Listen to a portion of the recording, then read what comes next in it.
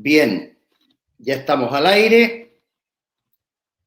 Damas y caballeros, debido a que la sesión fue creada antes del cambio de horario, quedó con la hora anterior y el programa no nos ha permitido editarlo. Por lo tanto, vamos a iniciar la charla puntualmente a las 7 de la tarde con nuestro nuevo horario de verano.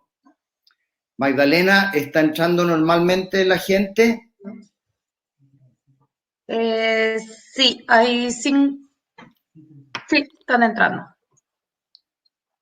Magdalena, ¿ya está entrando normalmente la gente? Están entrando.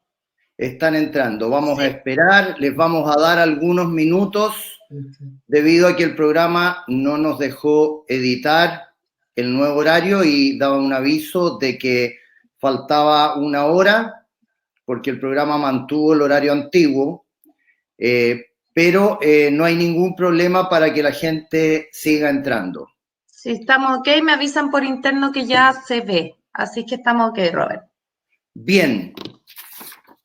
Entonces, damas y caballeros, bienvenidos a una nueva sesión de nuestro programa de manejos esenciales, que, como ustedes ya saben, consiste en un ciclo de actividades remotas para enfocarnos en el buen manejo de los procesos claves de la lechería durante el año. En el mes de junio trabajamos en el tema de la transición, preparto, parto y posparto, tema que se iniciaba con fuerza en los meses de julio y agosto y hicimos una preparación. La idea nuestra es siempre estar, ojalá un mes adelantados para ayudarlos a ustedes a enfocarse en las cosas importantes. Posteriormente, a mediados de julio, el 15 de julio, tratamos el tema de crianza de reemplazos, parto y crianza de reemplazos hasta el destete, cosa que empezó a ocurrir en el mes de julio, agosto y ha seguido hasta ahora. Acompañamos, como siempre, la crianza de reemplazos, después de cada charla, acompañamos con 4 semanas de video para compartir con los equipos de trabajo. Posteriormente, en el mes de agosto, el 12 de agosto dimos una charla de manejo del pastoreo y durante las 4 semanas siguientes, hasta el sábado pasado, les fuimos enviando los videos de manejos esenciales sobre pastoreo que espero los hayan aprovechado para trabajar y conversar con los equipos de los campos para ver cómo pastorear en mejor forma. Nos cabe entonces hoy el tema de reproducción. Estas son charlas breves de no más de 40 a 50 minutos, breves y específicas, dictadas por nuestros consultores, preparadas por nuestros equipos de trabajo y que van, como hemos comentado, acompañadas por videos prácticos dirigidos a la gente del campo para que puedan generar conversaciones de mejoramiento en las prácticas. Los objetivos siempre de nuestras charlas, lo primero es repasar el proceso. Lo que hacemos para preparar la charla es repasar el proceso, recordar lo que es indispensable hacer. Nosotros siempre vamos con el foco de lo que es indispensable hacer para tener éxito en cada proceso. Validar nuestras recomendaciones, lo que hacemos nosotros es ir a la investigación y a las publicaciones de los últimos 10 años para validar nuestras recomendaciones y de esa manera renovar el conocimiento. Nosotros aprovechamos de actualizar el conocimiento, que lo hacemos siempre y en estas charlas lo intensificamos para darles a ustedes lo más nuevo de la información que se ha publicado en la literatura especializada. En este caso tenemos un programa con una charla que va a durar alrededor de 40 minutos, que trata, lo primero va a ser el rol de la reproducción en las lecherías pastoriles. ¿Por qué es tan importante la reproducción en las lecherías pastoriles? Seguido de una revisión de la planificación e implementación del encaste, cómo lo hacemos para planificar y llevar a cabo el encaste para cumplir las metas que nos hemos trazado, y seguir finalmente nuestro checklist, que lo hacemos en cada charla, de qué es necesario para hacer un buen encaste. Posteriormente vamos a dar un tiempo de unos 15 a 20 minutos para resolver las dudas y contestar vuestras preguntas, y la manera que ustedes tienen de participar en esta charla una vez más, es primero contestando las preguntas que les va a hacer el charlista, que aparecen en el lado derecho de la pantalla, que les pedimos que ustedes participen contestando esas preguntas, y además durante la charla ustedes pueden hacer preguntas en el chat que aparece abajo a la derecha. Ustedes envían las preguntas durante la charla y nosotros se las pasamos al charlista para que las responda. Entonces nos cabe hoy día la charla de reproducción, palanca de rentabilidad. Le voy a pedir a Rodrigo Toro que se haga presente.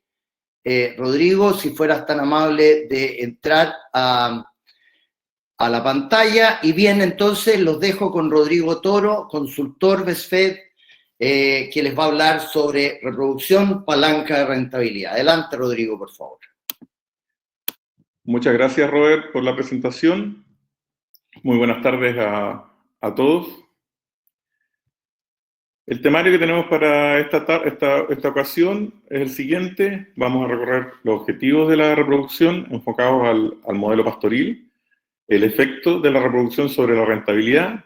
Vamos a hablar un poco sobre la definición de las fechas y concentración de los partos, los objetivos del encaste, los pilares de eficiencia reproductiva y al final un checklist para que se lleguen un poco para la casa a tomar en cuenta para hacer, digamos, la faena un poquito más llevadera y que no se nos quede nada atrás. Objetivos de la reproducción. Lo primero es maximizar la producción de leche, aumentar el consumo de pasto, mejorar la sobrevivencia del rebaño y obtener los reemplazos. Esto tenemos que hacerlo en forma eficiente y lo que debemos lograr es permitir que genere un parto al año. Por lo tanto, al menos como límite necesitamos lapsos interpartos menores a 13 meses. Por lo tanto, hay que preñar las vacas antes de los 110 días. Acuérdense que el óptimo para sacar un parto al año es dejar preñar a la vaca el día 85. Esto va a permitir que vamos a tener gran parte de la vida productiva de la vaca en el área de la curva de lactancia más eficiente, que es bajo los 150 días. Además, tal como vimos en el primer taller de hace unos meses atrás de transición, nos va a permitir llegar rápido a la tercera o cuarta lactancia, que es cuando empiezan a ser muchísimo más rentables las vacas, lo cual nos va a permitir aumentar la leche vitalicia. Y llegar al límite de los 14 litros de leche por día de vida, en que la rentabilidad de esa vaca empieza a tomar inclinaciones exponenciales. O sea, ya empieza a diluir muchos costos que trae consigo desde que inicia su vida productiva. Todo esto a un costo adecuado. Efectos de la reproducción sobre la rentabilidad. Y aquí les voy a hacer la primera pregunta. ¿Cómo rentabilizamos la reproducción en un sistema pastoril? Las opciones: mejorando la genética del rebaño, maximizando el consumo de pasto, aumentando la producción de leche individual o asegurando las vaquillas de reemplazo.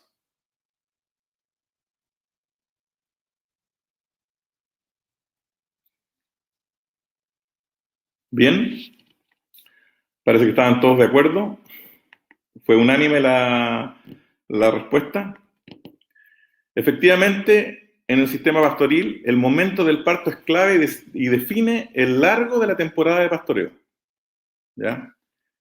Y como vimos en el último taller de pastoreo, sabemos, y la información lo avala, es que en la medida que más pasto consumimos por hectárea, aumenta el retorno vía margen después de alimento. Así lo dicen, lo confirma, digamos, información reciente, en que indica que la fecha de parto, ¿ya?, y el largo de la estación es clave para maximizar la rentabilidad.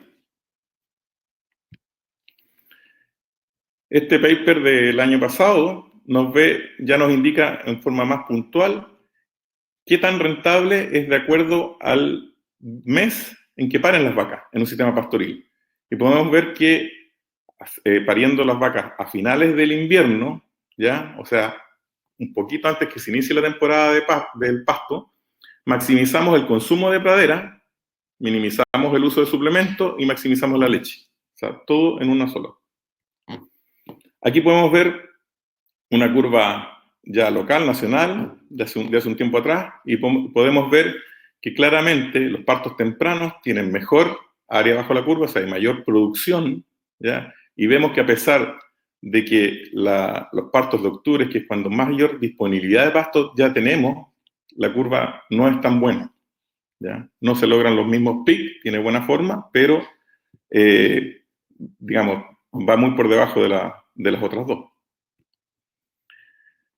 ¿Cómo definimos la fecha de parto y la concentración de parto y qué influye sobre la rentabilidad? Tenemos que considerar lo siguiente. Tenemos en rojo la curva de producción, pero miren detrás, en azul, ¿ya? Que la curva de ingesta de materia seca está desplazada.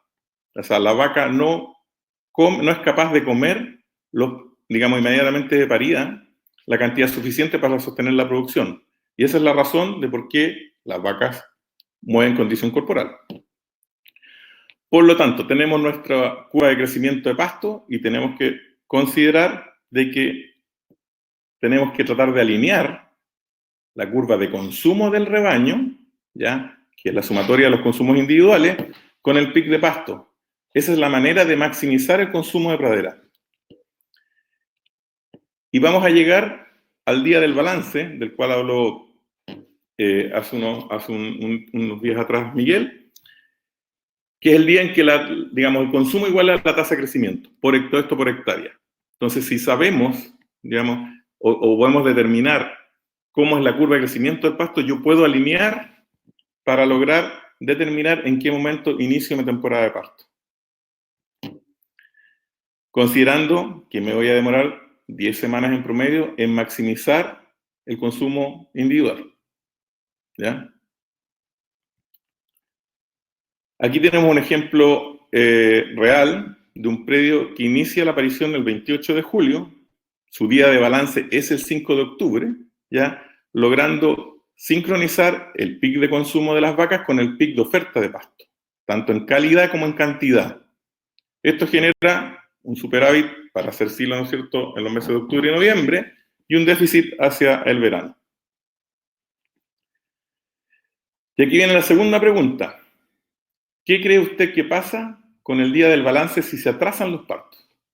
¿Se adelanta, se atrasa o se mantiene?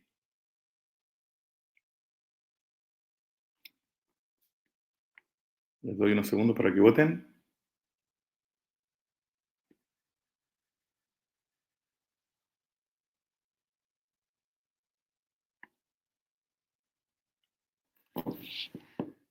Bien. 100% coincidencia, se atrasan. Se sigue moviendo. Vamos a dejar unos segundos más.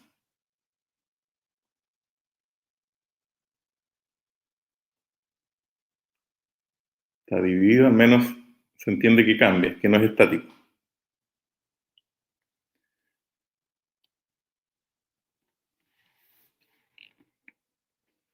Bien.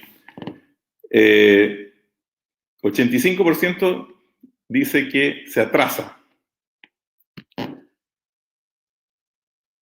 En realidad se adelanta. ¿Ya? ¿Por qué? Porque como la carga es menor, por la menor entrada de vacas, ¿ya? Es mucho más fácil que lleguemos a cubrir la demanda de las vacas paridas, ¿ya? Esto va a hacer que incluso pase imperceptible el día del balance. Va a generar un pic de consumo más hacia diciembre, digamos, ese es el consumo de las vacas porque terminan de parir más tarde, ¿ya? Y esa es un poco la razón de por qué baja el pic de leche, porque vamos a pillar vallicas con menor calidad, aumenta la fibra, baja eso automáticamente va a hacer que baje el consumo y nos empuja la leche hacia abajo. Y además algunos otros problemas, como que el superávit es demasiado temprano y muchas veces no tenemos clima para poder conservar, hacer una adecuada conservación. ¿Ya? ¿Qué pasa si yo tengo riego? Bueno, el riego nos va a permitir, dependiendo de la proporción de la plataforma lechera que sea regada, nos va a permitir extender nuestra temporada de pasto, nos va a ayudar a paliar la calidad también, el cambio de calidad, y vamos a poder eventualmente no ser tan dependientes de qué tan temprano tienen que ser los pastos. ¿Ya? Y ahí en más va también la posibilidad de que como soy capaz de producir mayor cantidad de forraje, puedo tal vez pensar en elevar la carga. ¿Ya? Siempre dejando una parte de forraje para conservación, o eventualmente, si aumento la carga, tengo que traer forraje de otras áreas. No voy a ser capaz de cubrir la totalidad del forraje, la suma entre silos y pradera pastoreo para todo el año, toda la temporada. Bueno, definimos nuestra cantidad de vacas que vamos a tener en la temporada, pero no es lo mismo, y podemos verlo ya al mismo tiempo, con la comparación entre los predios que las vacas paren más hacia el inicio de la temporada y otros en que son un poco más extendidos. ¿Ya? Podemos ver que se arma la asincronía de la curva de oferta de pradera versus el consumo del rebaño.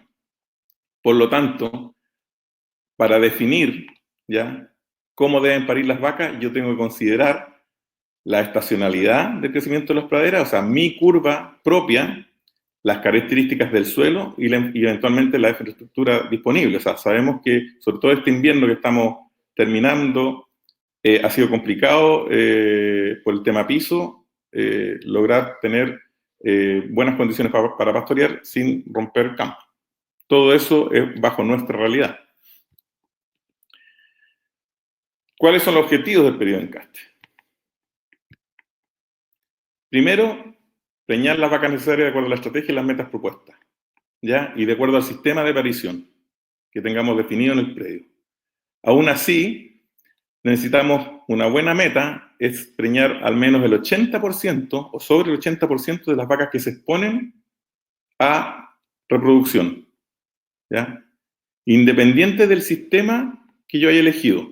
En el caso de los partos continuos, la meta tal vez tiene que ser hacerlo bajo los 12, o sea, digamos como máximo 12 o 13 meses, en periodos de máximo 12 a 13 meses. O sea, tengo que hacer parir más del 80% de las vacas dentro del año.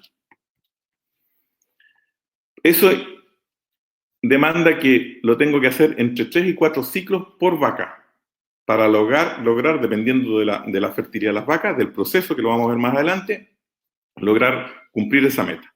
Y con un uso eficiente del semen.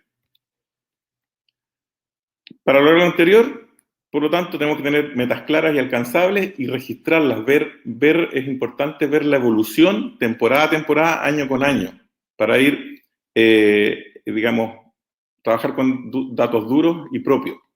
Planificar los manejos antes que iniciemos la temporada, capacitar y motivar al personal, y lo que es muy importante y que muchas veces yo no, digamos, he hecho un poco de menos en algunas situaciones, el monitoreo dentro de la temporada. ¿Ya? Es más habitual hacer una vez que la temporada está cerrada, hacer las conclusiones, pero aquí es importante el monitoreo durante la temporada, digamos, dentro del periodo definido, para poder hacer las correcciones. Todavía hay tiempo. ¿Cómo monitoreamos?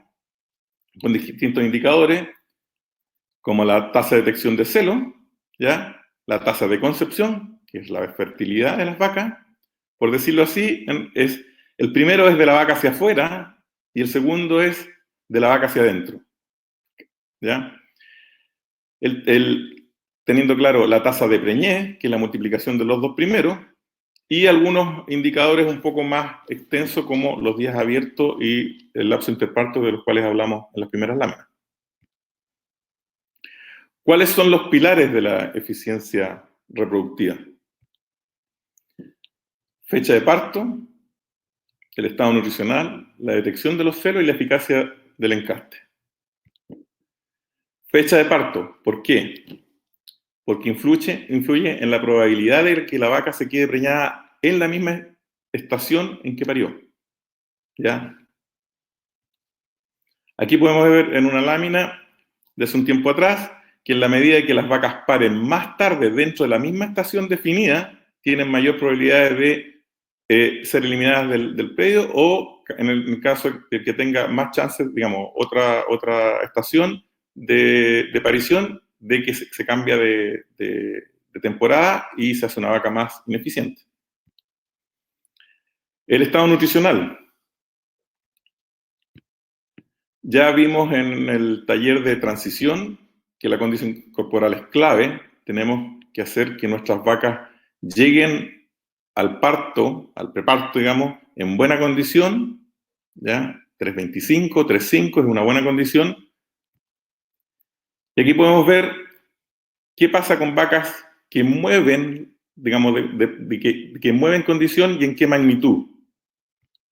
Podemos ver que en la medida que esta condición la mueven para obtener energía extra, para poder llegar al pic de leche, acuérdense que el pic de consumo está desfasado, ¿ya?, con respecto al pic de leche, y eso hace que la vaca tenga que echar mano a su reserva. Y podemos ver que si la vaca mueve condición, en la medida que mueve demasiada condición, se van echando a perder los indicadores reproductivos. Tanto la ciclicidad, vemos que tienen 16% menos de ciclicidad las vacas que pierden más de un punto de condición corporal. Para los que no tienen tan claro qué magnitud de peso es la condición corporal, en nuestras condiciones alrededor de 45 kilos de peso que la vaca va a mover. Y pueden ver en la parte de más abajo que así como baja la fertilidad, también baja la tasa de preñez. Peso y desarrollo de las vaquillas. ¿Ya? No se olviden de que tenemos entre un 20, 25 y tal vez a veces en algunos predios 30% de participación de las vaquillas. ¿Y por qué es relevante el peso y desarrollo? Porque el peso o el tamaño, ¿ya?, es resorte del consumo. Animales más grandes, mejor desarrollados, logran comer más, ¿ya?, y por lo tanto pueden empujar más leche, ¿ya? A modo de ejemplo, más o menos sacando las cuentas con esta misma fórmula, 40 kilos extra de una vaquilla iniciando la lactancia pueden generar entre 1 y 1,5 kilos extra de materia seca consumida todos los días. Y eso se transforma en casi 2 litros de leche. Y 2 litros de leche por todos los días de lactancia es un montón de rentabilidad, por decirlo así, porque aquí no estoy variando la suplementación.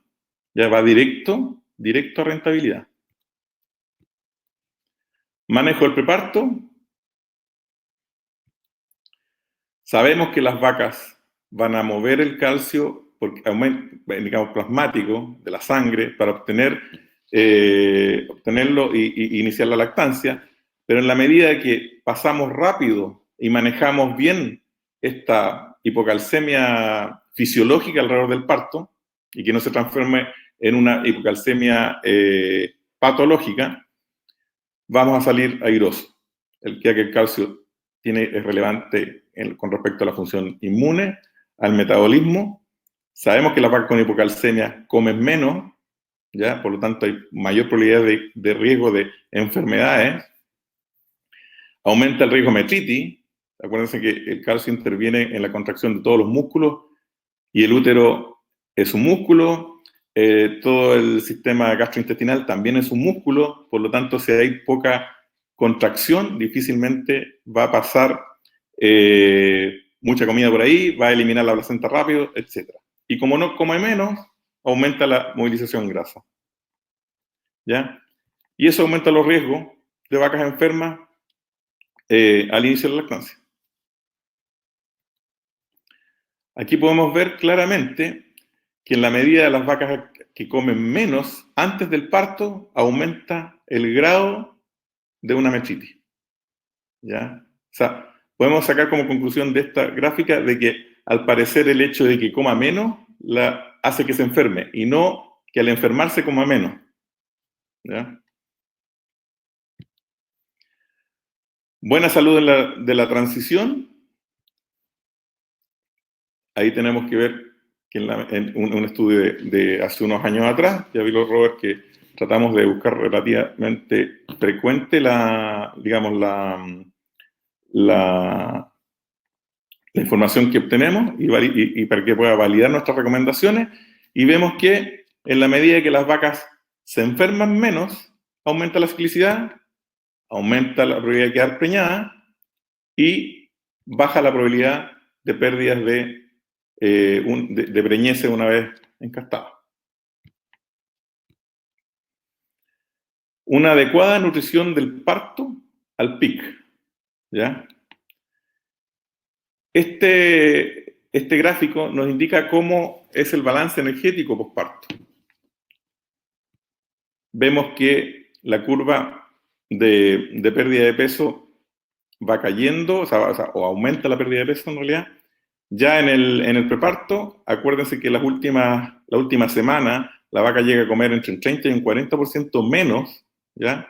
Por lo tanto, va a empezar a mover las reservas para obtener energía y hacer todos sus procesos fisiológicos, ¿ya? Una vez que pare, sigue cayendo, ¿ya? O sea, eso quiere decir que la vaca todos los días, después del parto, pierde peso y pierde peso en forma creciente. O sea, no sé, 50, 100, 200 gramos por día, va aumentando hasta que llega a un punto en que iguala la pérdida de peso de un día con otro. Llega, que es el fondo marcado con la estrella verde. Una vez sucedido eso y que la vaca ya no pierde más peso, está perdiendo, pero pierde en forma decreciente, ya pasa para el lado derecho de la curva, eso genera una ovulación. Y eso es súper clásico de ver que son las vacas que entran en celo alrededor de la tercera, cuarta semana. Entre el mes y 35 días vemos vacas en celo. El problema es que la vaca ovula, entra en celo, manifiesta signos de celo, pero la tasa de concepción, o sea, la fertilidad, es muy pobre, ¿ya?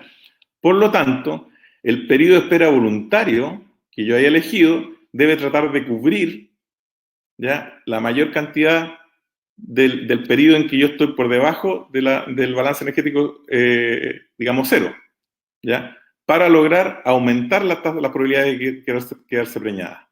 O sea, no quiere decir que busque exactamente estar en balance cero, pero al menos si me acerco, ¿ya?, y va a ser, digamos, y puedo empezar el encaste en ese periodo, voy a lograr mejores resultados. Y aquí les tengo otra pregunta. ¿Cree usted que el nivel de producción de leche afecta el desempeño reproductivo? Voten, por favor.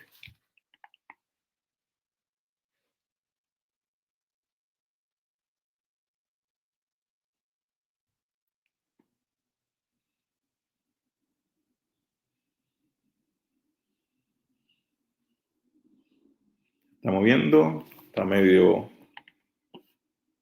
compartido.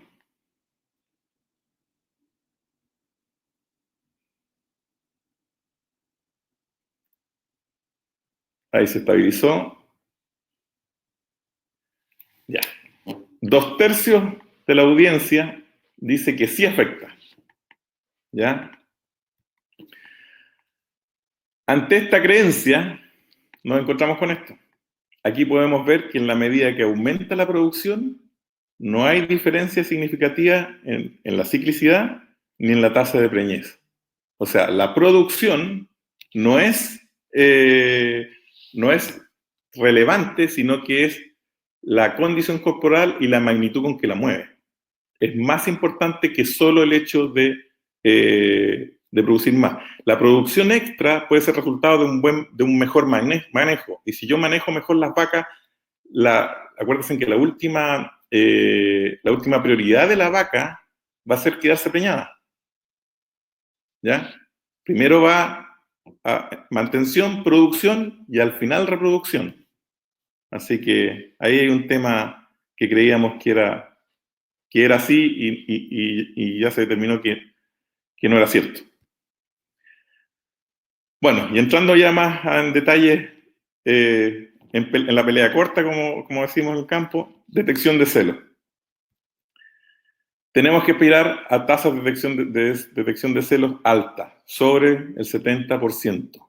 ¿Ya? Esas son las vacas, de las vacas disponibles o elegibles, qué cantidad de vacas yo soy capaz digamos, de detectar celos y eventualmente ser inseminada.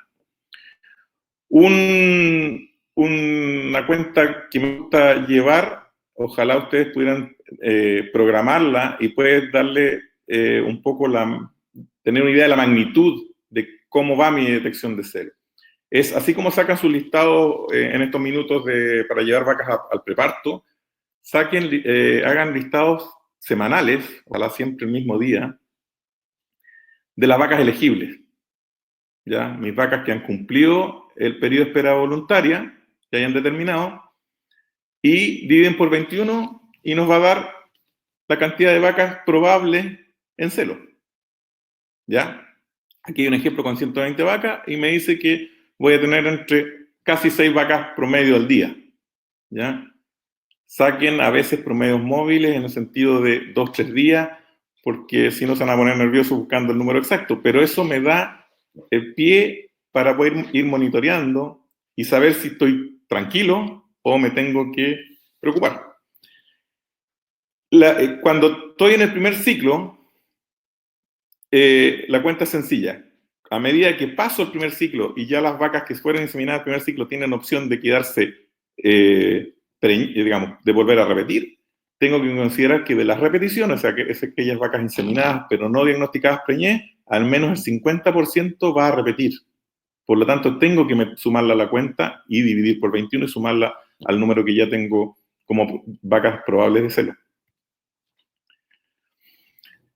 Y por lo mismo, también tengo que tener en consideración algunas cosas para poder presionar y poder buscar mayor éxito en la detección de celos.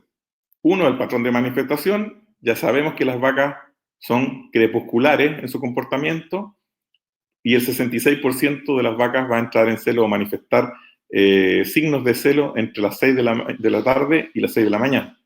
Por lo tanto, le tengo que destinar tiempo a ir a revisar mis piños y mis vacas en esos horarios. Además, sabemos que tienen que estar saludables, tener una buena nutrición, una buena condición corporal y además considerar un buen piso para expresión de los síntomas. ¿Ya? Aquí el uso de métodos auxiliares es clave. O sea, va a ir sumando lo que yo no pueda detectar solo yendo a mirar en 2 horarios las vacas un rato. El uso de parche, pinturas en forma ordenada y hoy en día, cada día más populares los dispositivos electrónicos van a hacer que mejore notablemente la tasa de detección de celos. Aquí tengo una gráfica ya de unos años en que hay un diagrama de uso de pintura, que en algunos casos la clave es que todos sepan lo que significan los colores, ¿ya? Podemos ver que tenemos la vaca, una vez que pare, se le coloca, en este caso, pintura amarilla. Cuando cumple el periodo de espera voluntaria, pasa a verde. Si se insemina, pasa a rojo. Y una vez diagnosticada preñada, pasa a azul. Y dependiendo de si se vuelve a inseminar o no, mantiene el color o no, o en el registro, si vemos que no avanza en el color, es sujeta de revisión veterinaria. El registro anticipado de celos, ¿ya? Esto nos ayuda mucho, esto se hace un mes o un ciclo antes del inicio de la temporada, o sea, a fecha de hoy estamos bien para tal vez programar este manejo. Pintamos las vacas o le ponemos parche y registramos el ciclo anterior al inicio de la temporada de todas las vacas que van a ser elegibles al minuto del inicio de la temporada, ¿ya? Y la idea es, vaca que no se raspó o no se activó el parche, debe ser revisada por el veterinario y ojalá hecho el tratamiento antes que se inicie para que vuelva a ciclar, antes que se inicie la temporada digamos, la fecha de parto. Eso va a ayudar a que esta carrera que tenemos contra el tiempo tenga más chances a vaca de quedarse preñada dentro de la temporada. El uso de programas de sincronización de celo y ovulación. Sabemos que son costosos, pero cuando tenemos, más costoso es perder las vacas, ¿ya? Y aquí yo los llevo a que lo ocupen como una estrategia, no un tratamiento, no esperar el último momento, estarme apurando el último mes, porque ahí el problema que tengo es que se me acabó el tiempo, ¿ya? El objetivo de estos programas es generar más ciclos dentro del mismo tiempo o la misma temporada. Y cuando ustedes lo ocupan en vacas sanas y no en las vacas problemas, el retorno a la inversión es muchísimo más alto. He tenido experiencias en que hemos, incluso en algún minuto, abusar del sistema y el costo de la reproducción no varió. Se mantuvo en los mismos pesos por litro en que está el ítem de reproducción. ¿Por qué? Porque aseguré más leche y tuve más vacas preñadas. ¿Ya? Haciéndolo con juicio y con criterio, funcionan muy bien. El diagnóstico de gestación temprano. Y aquí hay que cambiar un poquito el pensamiento de que cuando yo llevo las vacas a la manga para determinar el diagnóstico de gestación, lo importante no es la vaca preñada. ¿Ya? Dentro de la estación de encaste, lo importante es la vaca vacía para poder reenrolarla y tener la chance de dejarla preñada y que no pase de una temporada para otra o directamente sea resorte de eliminación. Todo esto es altamente dependiente del equipo de trabajo. Por lo tanto, tenemos que tener un equipo motivado y capacitado. Y necesitamos reentrenamiento permanente, ¿ya? Y necesitamos llevar los números para ver la evolución, para saber dónde estamos, hacia dónde vamos o qué requerimos, qué cambios necesitamos hacer. La eficacia del encaste. Ya les dije que esto ya es de la vaca hacia adentro, mayoritariamente. Depende de la fertilidad de la hembra, ¿no es cierto? Tenemos que tener nuestras vacas sanas. Depende de una buena condición corporal. Ya vimos que en la medida que las vacas pierden condición corporal en una magnitud menor, van a ser más fértiles y se van a preñar más fácil, del manejo del balance energético y de la oportunidad de ser inseminadas en el momento oportuno. Horarios, ¿ya? Clave en los protocolos de inseminación a tiempo fijo o cuando se inseminan muchas vacas, en que las vacas se preñen tengan que ser inseminadas en la hora adecuada. Ya a veces por hacer programas muy ambiciosos, muy grandes, vemos que cae dramáticamente la tasa de la eficiencia del encaste porque nos demoramos muchas horas. Tenemos que tener nuestros limitantes. Dependemos también de la fertilidad del macho, en este caso la calidad y el manejo del semen, y tomar en cuenta, lo que tenemos ya hace unos años, que el semen sexado tiene un poquito menos capacidad de generar preñeces, a pesar de que las nuevas técnicas hemos visto que han ido mejorando notablemente. La técnica de la inseminación, siempre estar actualizando y revisando con los encargados, los operarios, ¿ya? El reentrenamiento de las personas antiguas o la capacitación de reemplazo es clave en esto. ¿Se acuerdan el indicador de la tasa de concepción? ¿Ya? Es la manera en que muchas veces evaluamos a nuestros inseminadores. Necesitamos metas también relativamente altas. Más del 50% de las vacas que yo insemino tienen que generar una preñez. Y estos dos indicadores anteriores, en forma conjugada, nos generan la tasa de preñez, ¿ya? En que nos indica la velocidad con que somos capaces de preñar las vacas. ¿Ya? Hoy día, independiente del sistema de reproducción que tengamos en el campo, este es un indicador mucho más sólido que algunos otros que no se alinean tanto si tenemos vacas pariendo todo el tiempo, inseminando todo el tiempo, o estacionalidad, ¿ya? Y como es la combinación de la tasa de detección de celo y la tasa de concepción, la meta es mayor al 35%. Si no, no vamos a ser capaces de llegar al 80% de vacas preñadas en la temporada. Un ejemplo jugando con los números. 70% de tasa de detección de celo por 50% de tasa de concepción, tenemos nuestra tasa de preñez de 35. Eso va a llevar a que en 4 ciclos logramos ya pasar el 80% de preñez acumulada. ¿Ya? ¿Qué pasa si se me cae la tasa de detección de celo? ¿Ya? Necesito casi el doble de ciclos para lograr la misma cantidad de vacas preñadas en la temporada. Por eso que pequeñas modificaciones hacen que aumente dramáticamente la cantidad de vacas que quedan fuera de la temporada. Aquí vemos voy a mostrarles 2 ejemplos con la misma tasa de preñez, ¿ya? Para que vean cómo se comporta la preñez acumulada.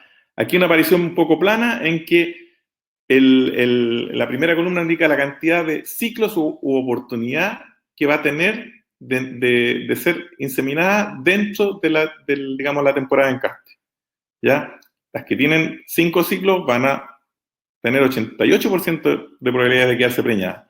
Y así sucesivamente. Por eso vemos que al menos estamos llegando cerca de 4 en promedio para lograr pasar el 80.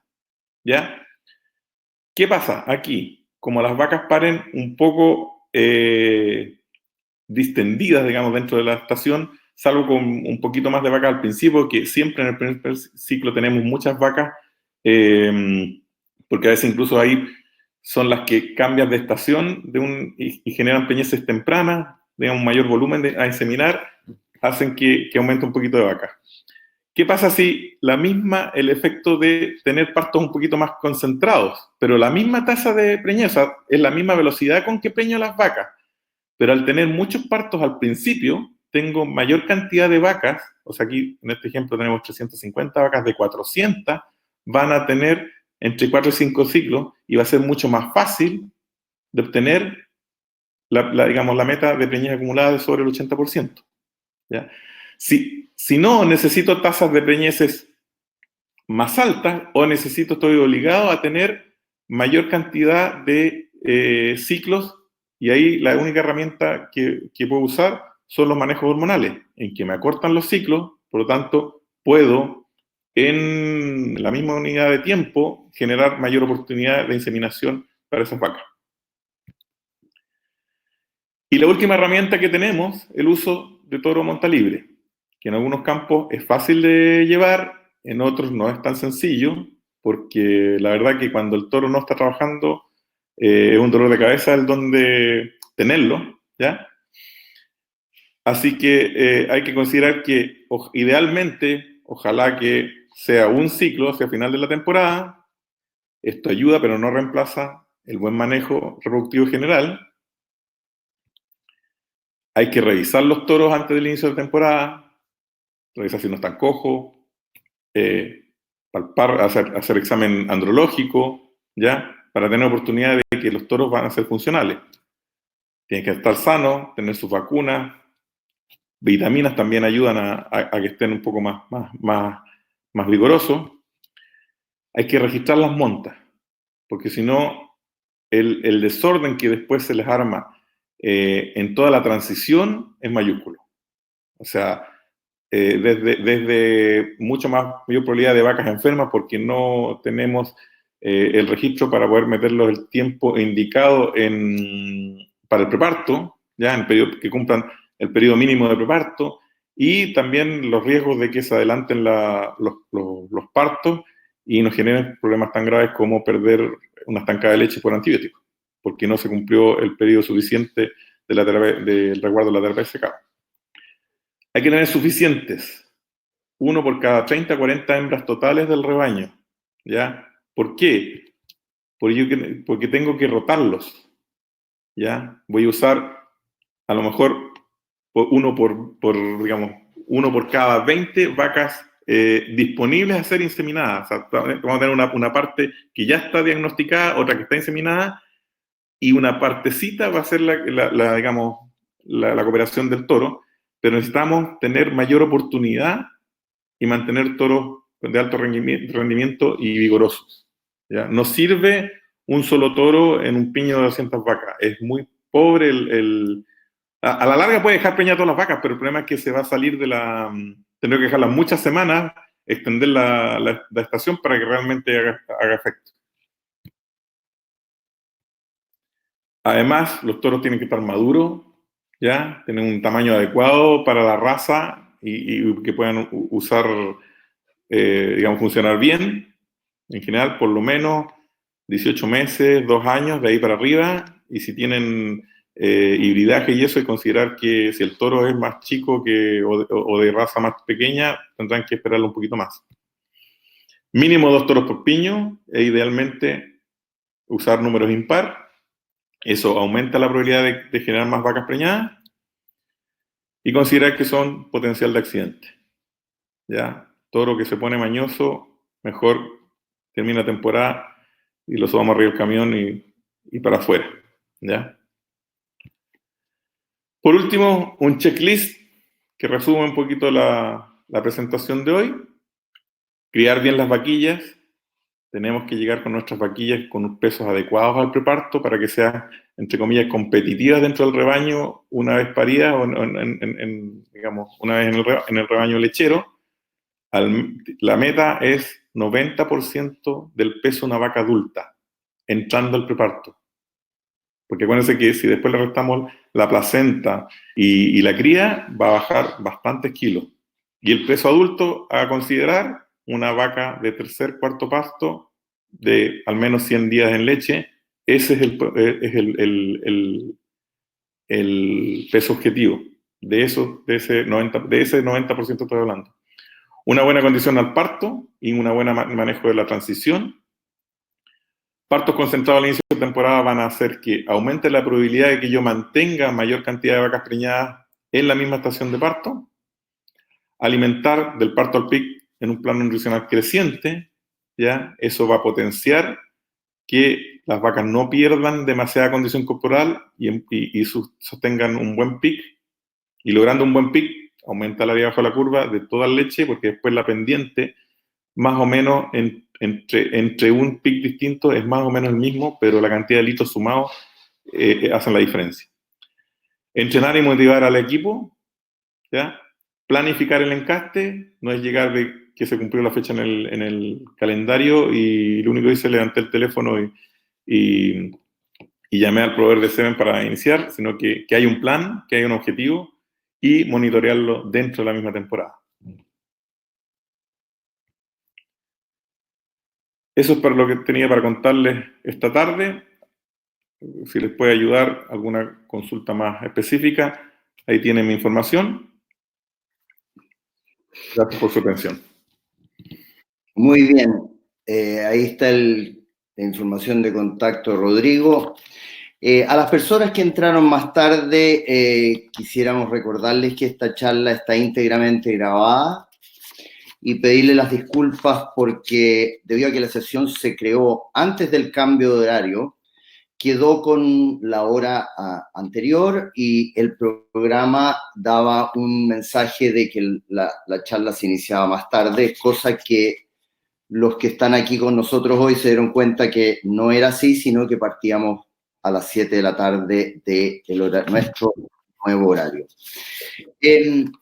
Como nosotros somos un equipo de consultores, Rodrigo estará acompañado en esta parte donde contestaremos sus preguntas por la consultora Karin Klein, quien invito a integrarse. Ella nos aportará con su experiencia y calidad técnica.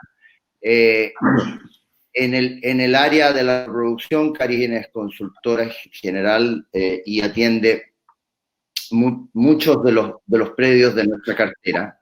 Así que le doy la bienvenida a Karin.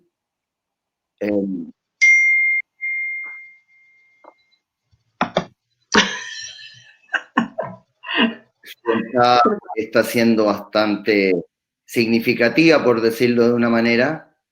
Karin, ¿ya estás con nosotros? Solo de audio, no me permite. Bueno, el audio es suficiente. Una lástima que no podamos ver tu cara, pero bueno, muchos de ustedes ya conocen a Karin.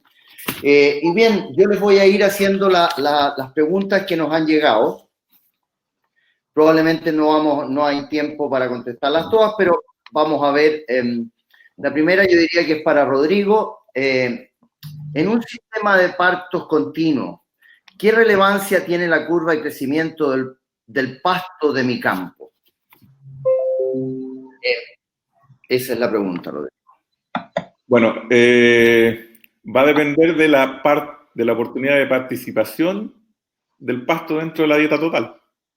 ¿Ya? Sabemos que hay en áreas en que la temporada de pasto es corta, pero sigue siendo importante en la medida que yo logro en esos meses meterle más vacas, voy a poder ganar puntos en rentabilidad.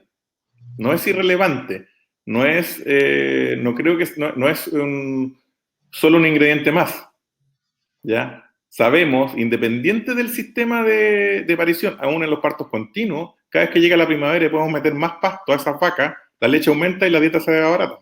O sea, hay efectos sobre la rentabilidad.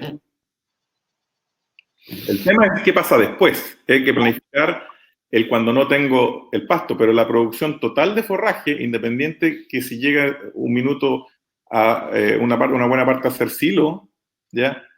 Me da la cantidad de animales que puedo sostener. Pero si puedo modelar dentro del año el meter más en un otro, lo que voy a hacer es voy a cambiar, entre comillas, silo por pasto, y eso es aumentar la rentabilidad, aumentar el margen después de alimentos. Bien. Aquí hay otra pregunta que se la hacemos a Rodrigo también, a ver si es que Karin logra conectar la cámara. Rodrigo, para ganado Holstein, ¿qué peso de encaste de vaquillas recomiendas? El ganado Holstein tiene bastante variabilidad en nuestra realidad. A mí en lo personal me toca ver desde 700 y tantos kilos en que la meta es 380 el encaste, ¿ya? Pero con lo que más común que me toca ver, nosotros nos toca mucho tener vacas adultas de 600 kilos, por lo tanto 340 kilos me parece un buen peso de encaste. Bien. Que tiene que ser a ver, es entre el 55 y el 60% del peso de una vaca adulta, ¿ya? Pero en la medida que la vaca adulta es más pequeña, hay que cargarse hacia el 60 y no hacia el 55. Y además conocer la realidad de tu curva de pasto, porque resulta que a veces nos toca que, así como tenemos que alimentar en el invierno, nos acordamos solo en el invierno, en algunas zonas hay que alimentar las vaquillas y suplementarlas bien para que mantengan la ganancia de peso en el verano. No llego al 90% del peso, tengo que subir muchos kilos en determinadas épocas, incluso eso es riesgoso porque hacemos crecer mucho los terneros y tenemos problemas después en la aparición. Tenemos muchas fluctuaciones entre las ganancias de peso con el animal preñado. Sobre todo si recobran peso en el último tercio de gestación. Muchas gracias, Rodrigo. Para Karin, ¿recomienda hacer tiempo fijo en vacas y en qué momento de la temporada? Lo que les planteaba Rodrigo en la charla, va a depender de lo que esté ocurriendo en realidad en cada campo. No me atrevería a decir así como algo tan categórico, pero si yo voy a esperar a hacerlo al final, en vez de hacerlo como una estrategia, simplemente como un tratamiento, le voy a dar mucho menos oportunidades a ese animal en poder lograr la preñez. Entonces esto hay que elaborar una estrategia y un plan. Si yo lo voy a solo enfrentar para las vacas que tengo temas reproductivos complejos como ovarios pequeños, o lo voy a usar como una estrategia completa dentro del rebaño. Eso dijera yo más, la tasa preñez en las vacas anda muy bien, y sobre todo si estoy usándolo en vacas bien alimentadas y con tiempos voluntarios de espera adecuados, y aplico un verdadero tiempo de fijo, o sea, que el protocolo se lleva a la cabalidad. Muchas veces el mal desempeño de estos sistemas no está en el sistema, sino por quienes ejecutan y llevan a cabo estos protocolos. Se relajan, son laxos, hay laxitud en todo, o sea, en qué tiempo retiro el dispositivo, en cuántas horas dejo pasar para hacer las inyecciones de todas las hormonas sucesivas, y en qué momento voy a inseminar. De pronto se toman grupos muy grandes de vaca y está solo a cargo de una persona y si no lleva un buen protocolo, vamos a terminar culpando el protocolo y no que nosotros fuimos ineficientes. Bien, muchas gracias, Karen.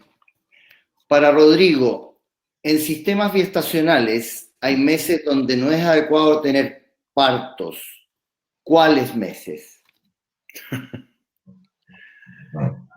Bueno, digamos, yo en general hay que verlo campo a campo, pero básicamente yo no tendría partos ni en mayo ni en junio.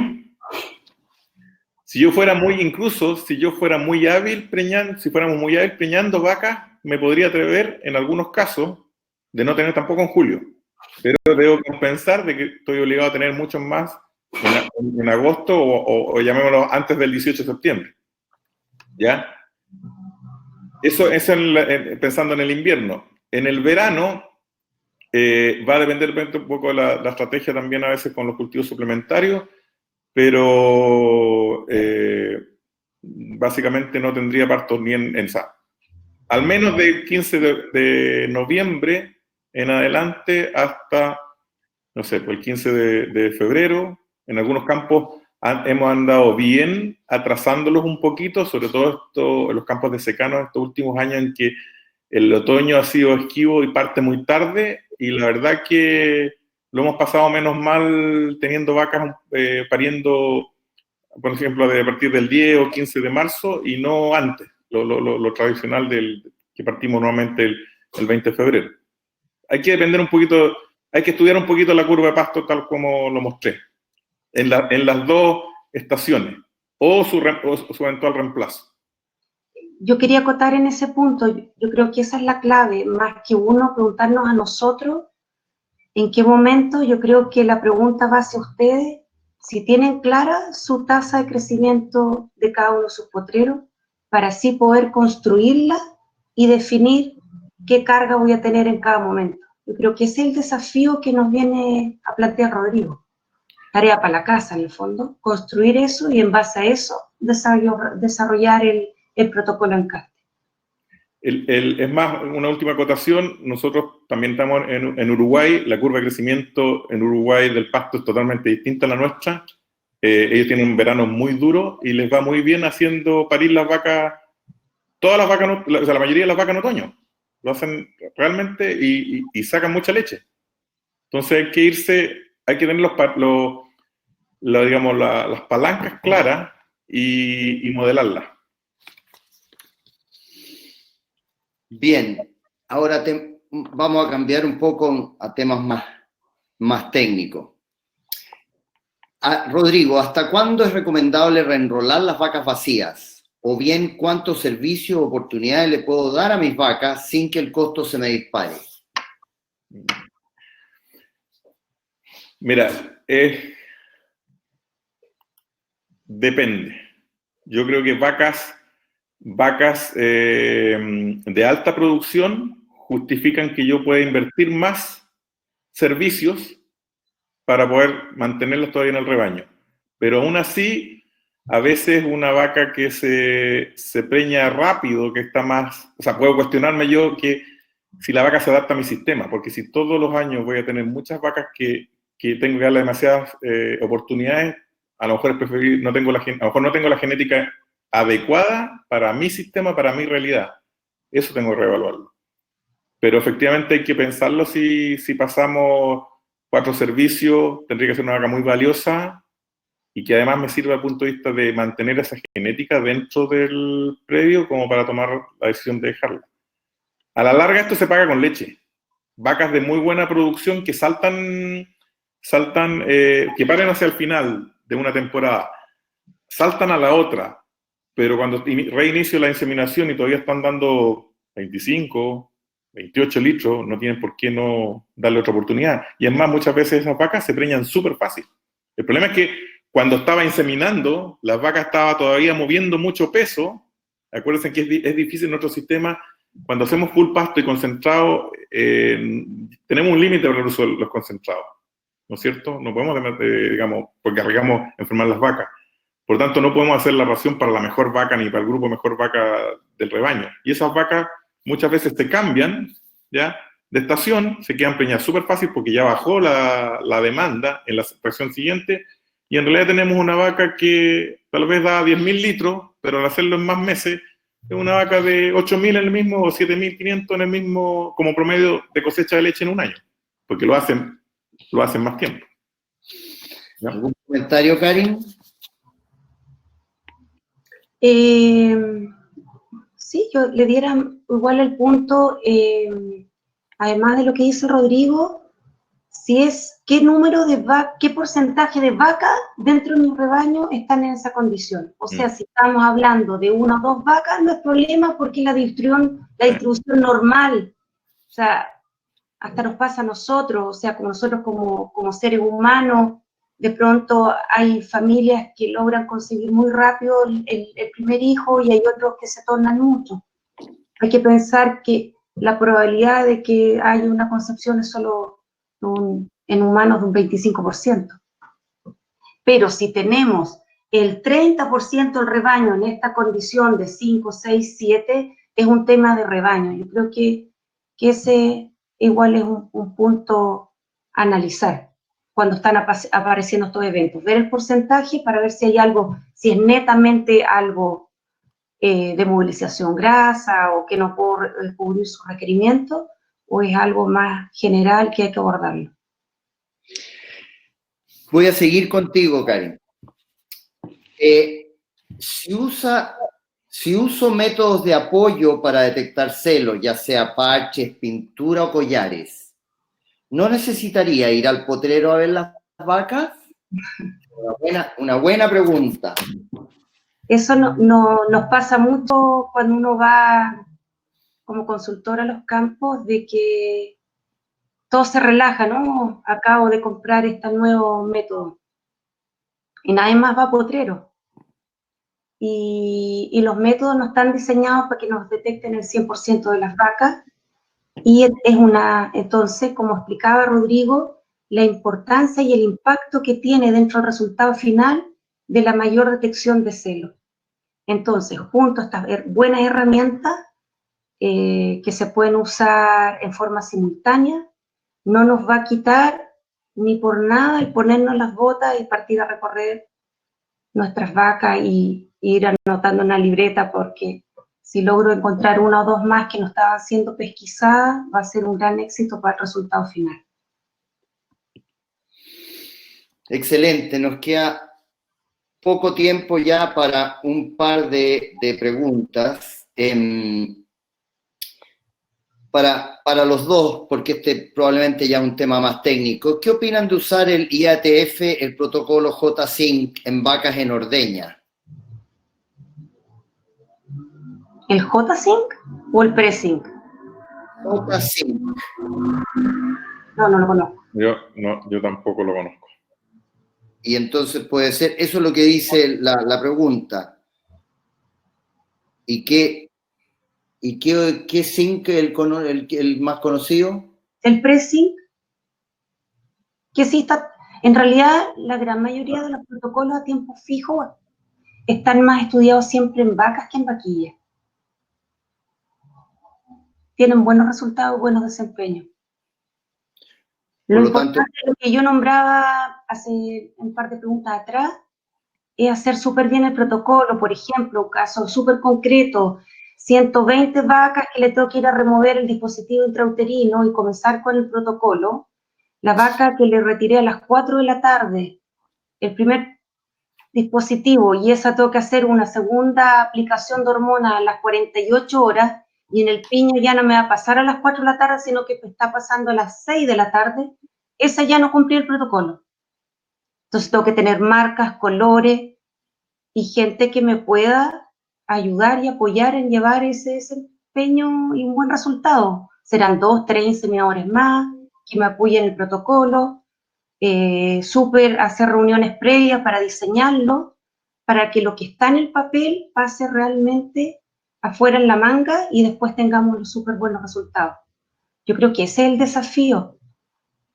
Hemos visto casos de inseminación, de grupos muy grandes de inseminación y en algunos campos se ha llegado al registro de la efectividad por horas, y muchas veces las ventanas efectivamente son de 4 horas para terminar el trabajo, pero la verdad que las primeras 2 horas, el primer 50% del tiempo es mucho mejor, mucho más efectivo que el otro, porque precisamente lo que dice Karen, se va desalineando ya el horario de cuando yo retiré o puse el último pinchón, digamos, el último hormona, con realmente cuando quedó inseminada.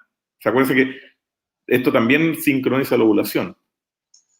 ¿Ya? Y ahí está el punto, para que lo puedan entender, por qué tanta diferencia en estas 2 horas. Es como en la fecundación del espermio al óvulo ocurre una parte súper específica del aparato reproductivo, que es el primer tercio de la trompa de falopio. Entonces, en ese momento se tiene que encontrar el óvulo con el espermio. Si eso ocurre en el segundo, en el tercer tercio o ya en la cavidad, o sea, en el cuerpo del útero, en la zona pelúcida está bloqueada y no permite el ingreso del espermio. Tan simple por eso. Y el proceso, los espermios tienen que capacitarse y estar listos para poder migrar dentro del aparato reproductivo femenino. Y eso se requiere muchas horas, 6 horas de capacitación. Entonces hay miles de procesos que tienen que ocurrir y en estructuras específicas. Y eso hace que todo vaya fallando. Muy interesante, parece que la palabra de hoy es capacitación y planificación, estos son los conceptos. Para terminar, la última pregunta, que viene de nuestros auditores. Al tener un toro en el rebaño y de acuerdo a la recomendación de 30 a 40 hembras por toro, ¿cómo es el porcentaje preñez comparado con la inseminación? No tengo un número, pero mira, he visto que para un solo ciclo al final, ya se me repite mucho que el toro suma como 7 u 8 puntos porcentuales de las preñeces totales, usado en un ciclo. Ese dato lo tengo de un par de campos. Pero muchas veces, o sea, si dejas más, hemos visto que en algunos casos hemos tenido que tomar la decisión de porque hacemos las primeras palpaciones y es tan desastroso que a veces te pasas a los toros y arreglan bastante el naipe. O sea, es un tema de tiempo, ¿ya? Así como los piquillos, si es solo un ciclo, vamos a tener 7, 8 puntos. Lo que sí cambia mucho el hecho de rotar los toros. O sea, ahí hay un gran avance. O sea, si yo coloco un solo toro todos los 25 días, claro, no lo voy a trabajar los primeros días y después, si tú los vas cambiando 2 veces a la semana, es increíble cómo aumenta la actividad y por lo tanto hay más probabilidades de mejorar, ¿ya? La suma de los dos, he visto con vacas pariendo bien temprano, he visto lecherías pasar el 90% de vacas preñadas en la temporada. La suma de inseminación más toro. Funciona. La población de espermio demora alrededor de 3 días en poderse recuperar en forma completa. De ahí se recomienda el tema de la rotación. Y el otro punto que no sé si lo preguntaron, pero creo que no, la campaña de encaste está a la vuelta a la esquina, es por eso que se diseñó toda esta charla hoy, para generar las inquietudes y dar a tiempo, elaborar las estrategias y capacitar los equipos de trabajo y hacer todo lo necesario. Pero hoy ya debemos comenzar a notar qué vacas están entrando en celo para identificar las que no están en actividad y poderlas solucionar en forma oportuna.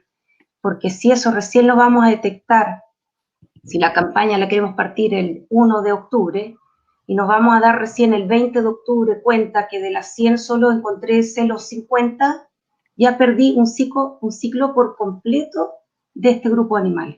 Es por eso que se recomienda ya partir detectando los celos para tener clara mi población problema y poder elaborar ahí el protocolo necesario. Si es tiempo fijo, qué tipo de tiempo fijo y qué estrategia voy a llevar. O incluso manejo de prostaglandinas, si no vamos a llegar, digamos, hay cosas intermedias. O dar más comida. También. Muy interesante. Estamos a 9 de septiembre y lo que escuchamos de ustedes, que son los consultores, para la audiencia, la recomendación es que hoy se preocupen de planificar el encaste, de ver cuándo es lo mejor para la época de parición, con respecto a lo que Rodrigo explicó al principio de la charla, y hoy ponerse a hacer la reunión integrando al veterinario, al nutricionista, a la gente del campo para hacer reunión y planificar el encaste, y identificar hoy los problemas de anexo detectando celo. Eso es lo que me parece que es un resumen de lo que hemos escuchado en las últimas respuestas de ustedes. Quiero agradecerles a ambos, Rodrigo Toro, Karin Klein, consultores de BESFED. Creo que han hecho una excelente charla y, bueno, muchas gracias. Eso, Y muchas espero gracias. verlos pronto. Nos estamos Gracias. viendo.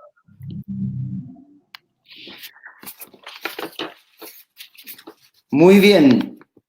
A continuación les pedimos contestar la encuesta que está en el lado derecho de la pantalla. Irán apareciendo las preguntas y mientras ustedes contestan nuestras preguntas, quisiéramos decirles nuevamente que la presentación estará íntegramente grabada en el mismo sitio con el link que entraron, ya sea que quieren volver a verla o pasársela el link a alguien conocido que esté interesado en ver esta charla.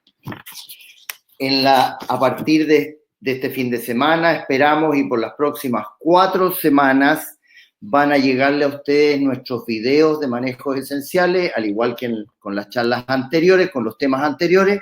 Vamos a hablar en este caso de los temas de reproducción que hemos visto hoy y en una perspectiva de temas prácticos para que ustedes puedan compartir con sus equipos de trabajo y den pie para tener las conversaciones necesarias para hacer cada vez mejor estos manejos de reproducción que nos lleven al éxito en la reproducción y nos permitan tener cada vez mejores resultados en la lechería.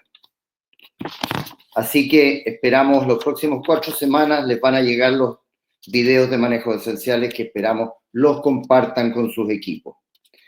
Los quisiéramos invitar el día 7 de octubre a la charla de conservación de forraje, en este mismo horario, las 7 de la tarde.